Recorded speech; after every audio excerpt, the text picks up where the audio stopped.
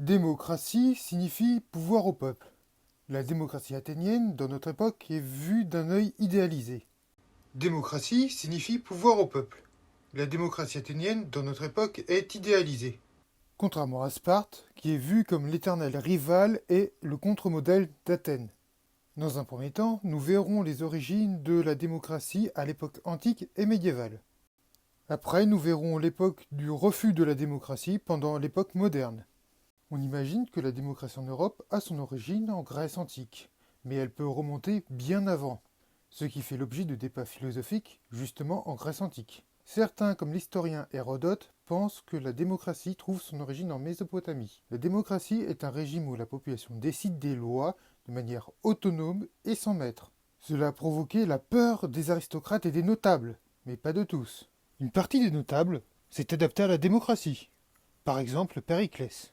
Durant l'Antiquité, les auteurs hostiles à la démocratie ont eu peur des pouvoirs des masses, c'est-à-dire de ceux les moins à même de gouverner. L'installation de la démocratie a été progressive et a été faite par diverses étapes. Selon Ecclestone, ont notamment mis des éléments prédémocratiques dans l'Athènes antique. La mise en place de la démocratie est un accident de l'histoire si l'on peut dire. Il provient simplement d'une volonté d'instaurer un jeu politique d'acquisition du pouvoir. Les citoyens aisés peuvent continuer à avoir le pouvoir, mais avec l'accord du peuple. Pour une partie des meilleurs, la prise en compte du peuple est quelque chose d'inacceptable. Le pouvoir allant soit au peuple ou à l'élite montre quelle partie de la population est valorisée dans le fondement de la société. Durant la démocratie athénienne, une partie de la population avait un avis très divisé sur qui devait avoir le pouvoir. C'était la classe moyenne, disons, de cette époque. Les penseurs ayant écrit sur la démocratie étaient issus de la haute société, et donc ils avaient plutôt une volonté aristocratique et ont influencé les penseurs suivants dans l'histoire. À l'opposé, le Parti démocratique trouve son assise politique dans les couches pauvres de la population, surtout à Athènes, à l'inverse du Parti aristocratique. Le Parti aristocratique a une assise politique venant des propriétaires terriens. Il s'appuie sur les forces militaires terrestres. A l'inverse, le Parti démocratique s'appuie sur les forces militaires navales, où la population la plus pauvre rame sur les bateaux. Les penseurs opposés à la démocratie s'intéressent surtout au peuple, qui soit est dirigeant, mais qui dirige mal naturellement, soit suit la direction de démagogues, mais avec de mauvaises décisions, contrairement à l'aristocratie. L'action démocratique est encadrée par des lois fondamentales, avec une division des pouvoirs pour pouvoir faire de bonnes lois. Les dirigeants sont élus, mais certaines charges sont attribuées par tirage au sort. Cela permet à la fois d'avoir des dirigeants capables, mais aussi de garantir à tous les citoyens l'accès au pouvoir et au prestige pour un temps. Les lois ne sont pas faites n'importe comment. Les dirigeants peuvent être jugés pour avoir proposé des lois anticonstitutionnelles ou faire autrement que les précédents, ou proposer des décisions sur des sujets tabous, par exemple les esclaves d'État. Les dirigeants qui s'appuient sur le parti des démocrates, comme Démosthène ou Périclès, pour pouvoir acquérir le pouvoir, ces membres de l'élite ont joué le jeu de la démocratie pour avoir une place importante, tout en restant sous surveillance du peuple. Le discours sur la démocratie sont antidémocratiques, car les politiques de la classe dirigeante sont une exclusion du jeu politique.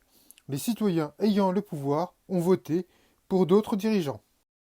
Les dirigeants grecs, romains et autres ont trouvé la démocratie comme infaisable, dans la plupart des cas, avec une prise de temps pour les décisions et des décisions qui ne sont pas dans l'intérêt général. Dans ce temps-là, la démocratie peut être considérée comme potentiellement déstabilisante pour les cités. Et Polybe dit que la démocratie peut détruire Rome. Elle est vue comme une forme de décadence de gouvernement, comme un gouvernement anarchique et contre les riches. La démocratie s'attire la méfiance des puissants. Pour les penseurs, elle est à éviter comme la tyrannie ou l'oligarchie. Le bon gouvernement est, comme dit Aristote, un gouvernement mixte, une combinaison équilibrée de la démocratie et de l'aristocratie, avec aussi la royauté. L'époque médiévale voit l'apparition de communautés de villageois et d'associations de métiers leur permettant d'avoir une autonomie. Ce n'est pas, contrairement à ce que l'on pourrait croire, comme la démocratie athénienne, car elle correspond à un autre contexte. L'autonomie vient de la faiblesse du pouvoir royal ou local. D'origine germanique, l'autonomie est arrivée avec l'invasion des Germains durant l'époque médiévale, dont l'emprise est limitée due à la faiblesse intrinsèque du pouvoir. La marge de manœuvre des populations est restée longtemps stable à cause du mode de fonctionnement des institutions. Plutôt que l'époque antique, c'est l'époque médiévale qui forme la matrice des institutions de l'époque contemporaine. Paradoxalement, au Moyen Âge, le pouvoir communal est plus proche de la démocratie athénienne que de la démocratie moderne. Il existe une certaine mixité de genre dans les assemblées communaux. 10 à 20% des personnes sont des femmes. Ce sont les assemblées des guildes, des marchands ou des artisans qui décident des statuts de la corporation. Mais ceci est de moins en moins toléré par l'État, à cause non pas d'un dysfonctionnement, mais d'une augmentation des besoins de l'État. L'État, ayant besoin de plus en plus de troupes et d'argent, envoie des fonctionnaires pour récupérer les ressources. Avec les besoins de plus en plus importants de l'État, les autonomies locaux et professionnelles sont peu à peu soit modifiées ou carrément effacées, ce qui ne se fait pas sans problème pour l'État, car les habitants locaux sont très attachés à leur autonomie et à leur démocratie locale. Le mot démocratie est lentement redécouvert et c'est à l'époque médiévale. Il est vu avec un présupposé aristocratique, mais il est vu avec le présupposé aristocratique. À l'époque médiévale, on est plutôt favorable à un pouvoir religieux fort, tandis que l'époque moderne est favorable au modèle de la Constitution romaine. Les rassemblements populaires étaient, par nature, pour les aristocrates, vus avec méfiance. Le mot démocratie est utilisé pour les rassemblements gréco-romains, mais il n'est pas accolé aux rassemblements populaires de l'époque médiévale. Malgré l'agoraphobie de l'aristocratie et de la haute bourgeoisie, la démocratie médiévale s'est répandue dans le Nouveau Monde. Mais les aristocrates se méfient quand même du peuple, et pour eux, il faut limiter absolument la possibilité d'accéder au pouvoir pour le peuple, car il est forcément irrationnel et ne peut pas penser au bien commun. Donc il doit en être écarté. Le démos face à de nouveaux impôts se transforme en plèbe, excité et provoque des émeutes meurtrières. En retour, l'État mène une politique de répression et de restriction avec des mesures de rétorsion et d'humiliation. Les pouvoirs publics, à l'époque moderne, prennent des mesures liberticides et interdisent les rassemblements populaires. Les pouvoirs publics ont un discours agoraphobe proche de celui des gens ayant peur du peuple. Les politiques antipopulaires relèvent soit d'une peur du peuple qui peut tout détruire, soit d'une volonté de resserrement politique autour des notables. La connotation péjorative du mot démocratie, redécouvert, vient de la fin de la démocratie athénienne. Les penseurs des Lumières critiquent la démocratie comme étant source de désordre et d'anarchie, où les citoyens font les lois, non pas pour le bien commun, mais au risque de renverser la société par des volontés personnelles du peuple. Naturellement, pour les riches, le peuple est contre eux, et c'est en cela qu'ils craignent la démocratie. Au XVIIIe siècle, le terme démocratie n'appartient pas au vocabulaire des Lumières. Il n'est alors employé qu'en référence au monde antique. Et la démocratie a plusieurs définitions qui appuient sur les caractères négatifs, ce qui incite résolument les riches et les influents à s'opposer à la démocratie, que cela vienne de leur situation ou des enseignements. La théorie politique moderne fait considérer la politique comme impraticable par les penseurs. L'appréhension des penseurs vient soit de leur situation, qui peut être aux bourgeois ou nobles, ou de leurs enseignements, qui vient de l'Antiquité ou du Moyen Âge. Elle a plusieurs défauts. La démocratie est vue comme un processus qui prend du temps, un gouvernement qui ne permet pas de prendre de bonnes décisions. Ces penseurs, comme Thomas Hobbes dans le Léviathan, ont tenté de démontrer que le gouvernement du peuple par le peuple est infaisable, car c'est une forme politique particulièrement instable. Les gouvernements proposés par les penseurs relèvent plutôt de la représentation, et dans un premier temps de la royauté. Pour les penseurs, qui ont des présupposés envers la démocratie, il faut tenir le peuple très loin de la politique. La lutte contre l'absolutisme royal a aussi été dirigée contre la démocratie du fait de la crainte à la fois du roi et du peuple. et ce malgré paradoxalement la justification des libertés au nom de la défense du peuple, portée par les aristocrates ou les riches. Chacun se disait défenseur du peuple, mais justement avec une volonté de l'éloigner de la politique. Pour les penseurs modernes, la bonne constitution était issue de l'Antiquité, et était celle de Sparte ou de Rome. Et pour les modernes, les penseurs ou les hommes politiques, ils pensaient que, naturellement, la démocratie était vouée à mourir, du fait de ses problèmes intrinsèques liés à son modèle politique extrêmement démagogique.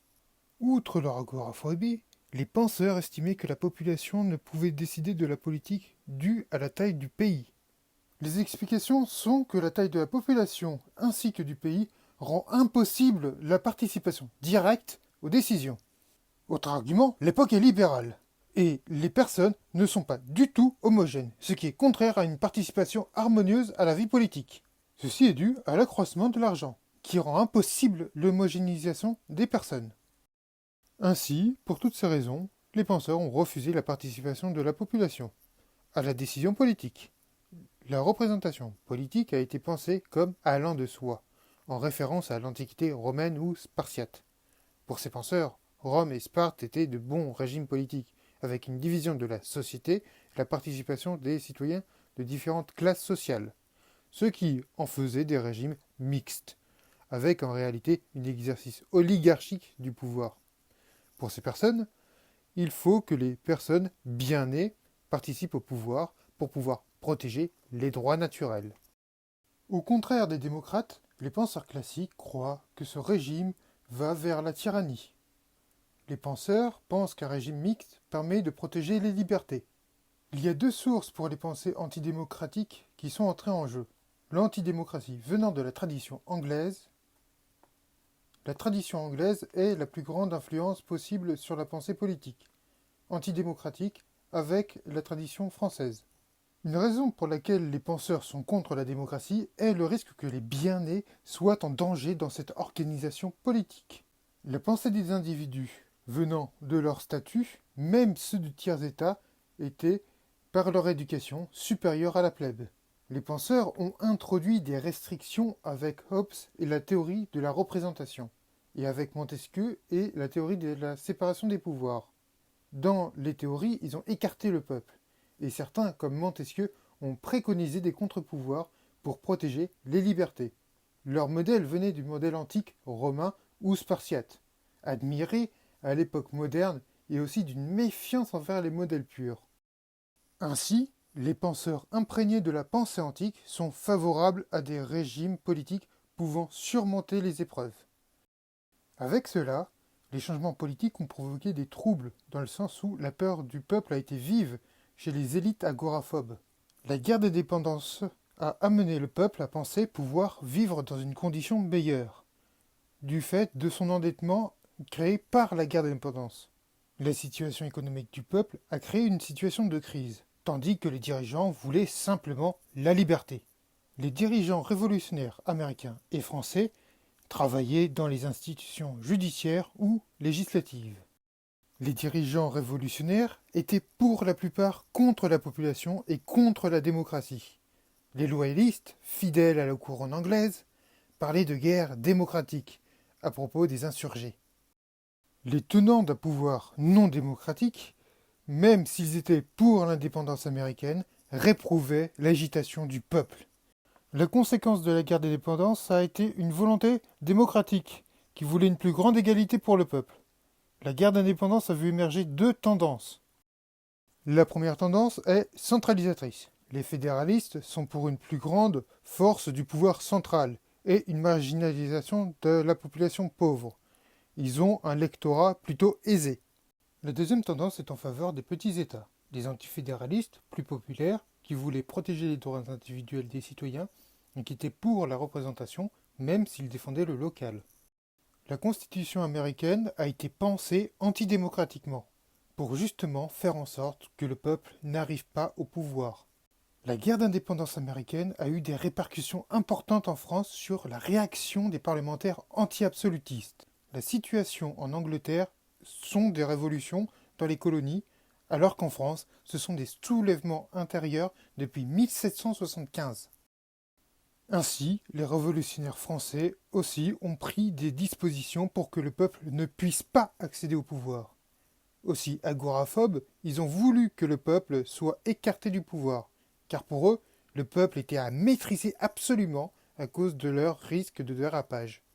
Aussi, les parlementaires ont fait en sorte que le mouvement démocratique ne prenne pas d'ampleur. Pour les représentants du peuple, les agitations des foules de la rue pouvaient complètement déraper. Et après avoir instauré la République en France, ils étaient plus républicains que démocrates. Les révolutionnaires se renommaient Léonidas, ou ils proposaient de renommer la France comme la Nouvelle Rome. Ceci en référence à Sparte ou à la République romaine, modèle des régimes mixtes à suivre. Avant la naissance de la République, la première phase de la Révolution a été purement bourgeoise ou aristocrate. D'ailleurs, pour les élites, le fait même d'être accusé d'être démocrate est une insulte. L'élite considère comme irrationnel le simple fait d'être modéré par l'influence du peuple et donc d'être associé à ce mot. Les journaux pendant la période patriote, d'influence rousseauiste, sont très mal considérés par le reste de l'élite. Les révolutionnaires français sont comme les révolutionnaires américains, des personnes de bonne naissance. La révolution ne devait pas les écarter du pouvoir, leur place naturelle. Ils devaient limiter pour cela les débordements du peuple. Le mot démocratie et ses dérivés dans l'arène politique étaient utilisés pour discréditer les adversaires politiques qui n'étaient pas plus démocrates que ceux qui employaient le mot. Le mot était utilisé comme outil politique pour discréditer, mais absolument pas comme un argument véritablement pertinent. En France, le peuple est dit souverain, mais des verrous ont été posés pour l'empêcher justement d'arriver au pouvoir et de se rendre incontournable. Une représentation est mise en place avec une élection censitaire, pour avoir le même mode de pensée pour les électeurs et les élus. Il y a un changement. Ils utilisent le langage comme Robespierre pour avoir le pouvoir, mais cette fois-ci en incluant le mot démocratie, qui est utilisé pour séduire les foules. Et les foules pourraient contraindre les représentants dans des débordements, cette fois-ci à volonté démocratique.